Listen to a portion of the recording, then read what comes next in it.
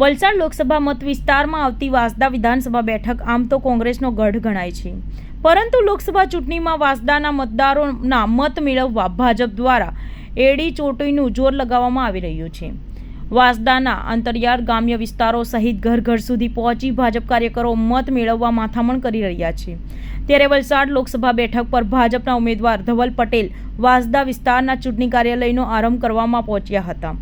આ પ્રસંગે 4 લોકસભાના ક્લસ્ટર પ્રભારી ભરત પંડ્યા પણ ખાસ ઉપસ્થિત રહ્યા હતા। કાર્યાલયના ઉદ્ઘાટન બાદ ધવલ પટેલે 1947ની બાદ પ્રથમવાર કોઈ સાંસદ વાંસદાથી ચૂંટાઈને દિલ્હી જઈ રહ્યો હોવાનો દાવો કર્યો હતો, તો બીજી તરફ કોંગ્રેસના ગઢ વાંસદામાં સૌથી વધુ વર્તમાન સરકારની યોજનાના લાભાર્થીઓ હોવાના દાવા સાથે પ્રભારી ભરત પંડ્યાએ લોકસભા ચૂંટણીમાં વાંસદાના મતદારો ભાજપને જ મત આપશે તેવો આશાવાદ વ્યક્ત કર્યો હતો। આજે સવારથી જ અમે વાંસદા વિધાનસભા અંતર્ગત આવતા દરેક ગામો શક્તિ કેન્દ્રોના બૂથમાં પ્રચાર કર્યો અને દરેક જગ્યા મોદી સાહેબે છેલ્લા જે 10 વર્ષમાં કામ કર્યો છે એમાં માટે અભૂતપૂર્વ વિશ્વાસ, સમર્થન અને આશીર્વાદ લોકો આપી રહ્યા છે અને સ્વયંભૂ લોકો મોદી સાહેબ સાથે જોડાઈ રહ્યા છે।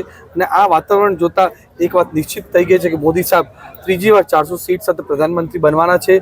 અમે ગુજરાતમાં પણ 26 લોકસભા 5 લાખથી વધુ માર્જિનથી જીતવાના છે અને વલસાડ લોકસભા સીટ પણ 1947થી અમે હાઈએસ્ટ 5 લાખથી વધુ માર્જિન સાથે જીતવાના છે।